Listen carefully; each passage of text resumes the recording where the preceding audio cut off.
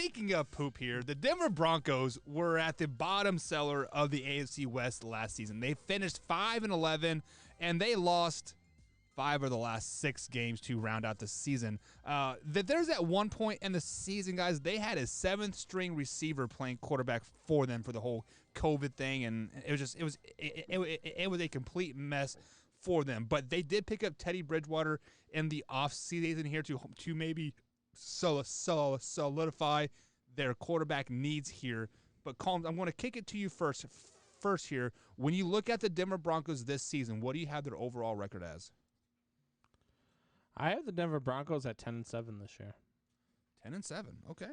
Yeah, I think both West divisions. What division did you guys do last night? We did the NFC South. NFC South. No. We did AFC East. AFC East. Yeah.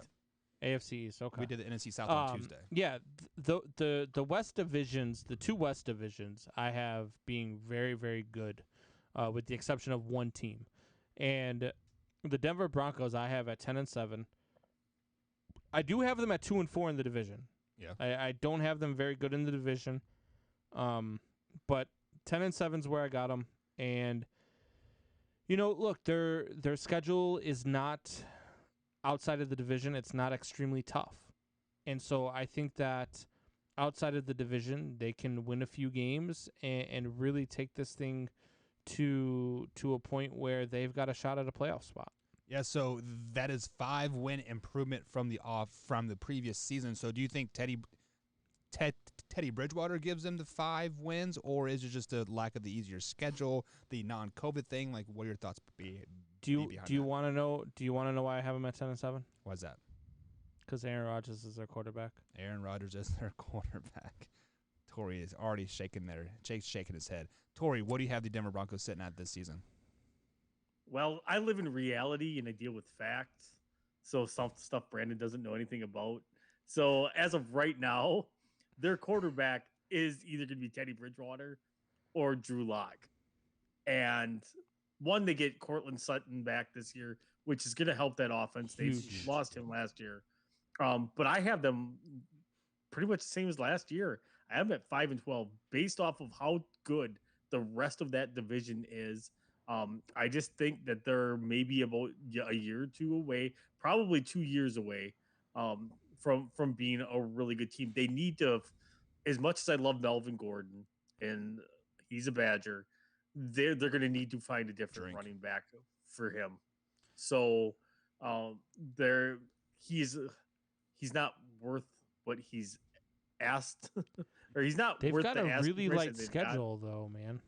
Like a really light schedule. But let's see, they got I have them losing to the Giants in week 1. I have them beating the Jaguars. The Giants are not going to be a pushover team this year. I am calling that they are going to be the surprise team to potentially even make the playoffs this year. Yeah, I don't think I have them in the playoffs, but I would not be shocked one bit. The Giants. Oh. So you have them at 5-12. So let me ask you this question: Who's their starting quarterback week 1 to Tori? That's a great question. Thanks for asking. Drew Lock. Is it going to be Drew Lock?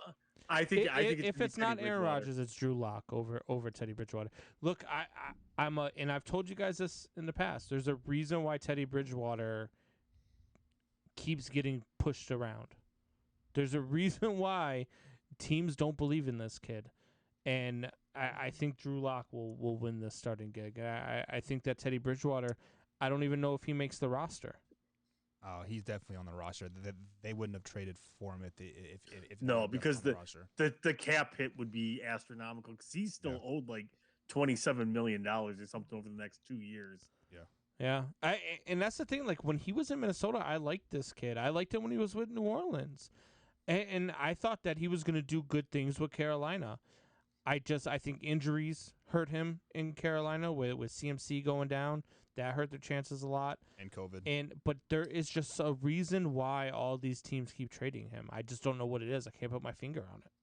Yeah, so Combs, when you said 10-7, like I was kind of taken back a tad bit here, but then I pull up my schedule, and that's exactly what I had them at. I have them at 10-7, just as well. And spoiler alert, they might win this division at 10-7.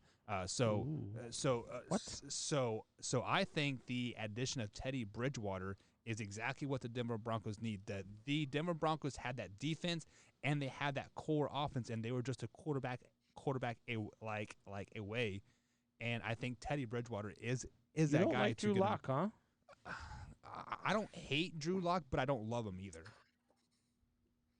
You don't think Drew Lock could get them to a 10-7 record on the schedule? I mean, seriously, let's look at what their schedule is outside of the division. So outside of the division, they get the Giants, they get Jacksonville, they get the Jets, they get Baltimore and Pittsburgh. Yeah. They get I had them splitting Cleveland. all of those. Washington, Dallas, Philly. I mean, I don't have those all as losses. I've got some of them as losses. I got them beating the Giants and the Jaguars and the Jets. I got them starting the season 3-0. I have 2. And then I have them losing to Baltimore and beating Pittsburgh. Then they beat the Raiders after they beat Pittsburgh. Then they lose to Cleveland. I think the Washington game will be a close one. That's the game that I circle as being their turning point game. Yeah. Do you have them winning that football team game? I do have them winning that football team game. And then I've got them losing the next week to Dallas. But I think that football team game, because at that point, I have them at 1, 2, 3, 4, 5, and 2. So they win that game. They're already at 6 wins and so still is that get their measuring stick game. Like hey, we I can be think this so. good. Yeah, I think so. So you had that week 8 game versus the Washington football team as your game that you knew that you want to watch in that turning point season. Tori, Yeah. what is your game that you have circled on the roster or on the schedule? For them, it's a little bit later season matchup, and I'm going with their Week 18 matchup against the Chiefs. Because I have them at 5-12. I don't think they're going to be that great this year, but I think at that point the Chiefs will probably be resting people. They should probably have their number 1 seed locked up, and it's a good momentum builder for them going into next year. So the game See, I never understood that. How is week 18 a good momentum builder for the next season? It's You think they're going to remember what they did in week offseason. 18 heading into the next season? People say that stuff all the time. They won week 18. That's good confidence for next season. It is. What do you mean? There's ramifications, but the thing is it can come down to ramifications of how your team is perceived going into the offseason, into free If you're agency. 5-12, your team is going to be perceived the same as they are if they're 4-13. Let's say you win your last 5 games of the year. You are a hot team, right? Sure. You might be 5-12, but you were hot those last 5 weeks, and You're still 5-12. Yeah, but your mindset. We won our last 5 games of the season, and but we lost our first 12. But I don't personally. I've never understood that. Because I do hear people say it all the time. Oh, if they win this game, it's good momentum builder heading into the next season. What do you mean? They've still got the draft. They still might lose guys to it could be a whole new squad coming in next year. It could But be. that's the thing. That last game is kind of an audition for your team for next year. And like I said, you could be changing free agents' minds, potential guys that might not have considered coming there and stuff like that. That's where I talk about there's a momentum builder. That last game being an audition for I just don't believe I believe your season was your audition for your team for next year. That's what I don't take it. The same thing when people start talking about college players and rookies and stuff like that. They're like, oh, the combine. Essentially, week 18 on a 5-12 team is the combine for veterans, and the combine to me means nothing too, because I want to see what you do when games matter. I don't want to see what you're doing with shorts on, and I don't want to see what you're doing against the Chiefs when they're resting everybody and their mother. What if you were injured all for the first 12 weeks of the season, and then you play the last 5 games, and then you win all five games? You technically are 5-0 as a starter, right? Sure. But my team is 5-12. It just doesn't make sense. You as a starter are 5-0. But Tori, every team has a MVP for their season. Who is your MVP for the Denver Broncos this season? I'm going to go with Cortland Sutton just because I think he's got a real chance to end up even being the comeback player of the year as well. in the NFL. The guy's got too much talent, and I think he's going to end up really shining through. Got something to prove. So I think Cortland Sutton takes over this year for that receiving core. I think he establishes himself as a top 10 wide receiver in the league, and we're really going to start to see what he can do this year. Combs, what about you? I think it's Kyle Fuller. I'm going defense. I think Kyle Fuller has been a very underrated cornerback in this league for a long time with the Bears.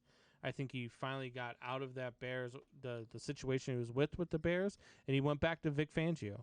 And I think that it was like, I think it was within minutes of the Bears releasing Kyle Fuller that Vic Fangio said, hey, you're a Bronco now. Right. Like, they wasted no time going to get this guy. I think that Kyle Fuller is going to have a hell of a year. Yeah, and I think Von Miller has a lot to prove this season after suffering his his injury last season, and many people put him on the retirement list saying he was done.